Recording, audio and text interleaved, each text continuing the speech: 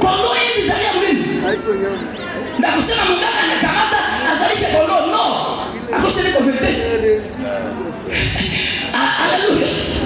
Ndio kwa maana balikuwa nakuya na ile mimba sana ingine unasema huyu mwenyewe mtumbu hafanana labda.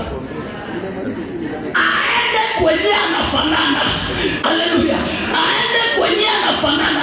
Ndio kwa maana kaenda mpaka Bethlehemu ya Yudea. Haleluya. Bethlehemu ya Yudea. Na nazaliwa ndani ya sanduku ya kulisha nyama, sababu Yesu Kristo ni mwana kondoo wa Mungu anayechukua dhambi za ulimwengu. Haleluya. Nyama lazima azaliwe fasi zingine nyama. Haleluya. Haleluya. Anazaliwa mwile nafasi ya kuchofu ili apate wote wengine kumaisha chini. Ndio kwa maana kwa Mungu sio wote tuko sawa sawa. Haleluya.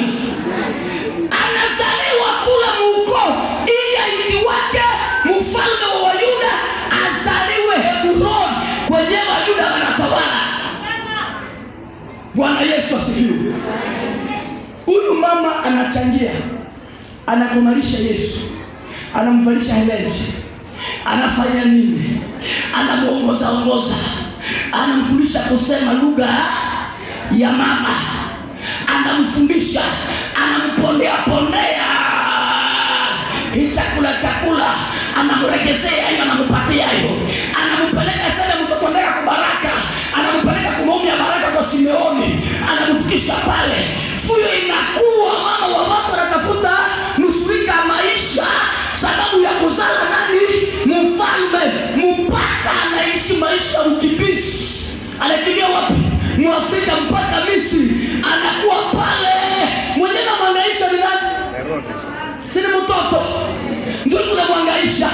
Anamuhifadhi munamuna zote, amutunze ili ulimwengu mzima ipatake nini? Haleluya. Ulimwengu ipatake wokovu. Bwana Yesu asifiwe. Huyu Maria hakumwacha mpaka alimchindikiza. Haleluya. Bwana aliubeba Musa kuelekea Yeriko. Maria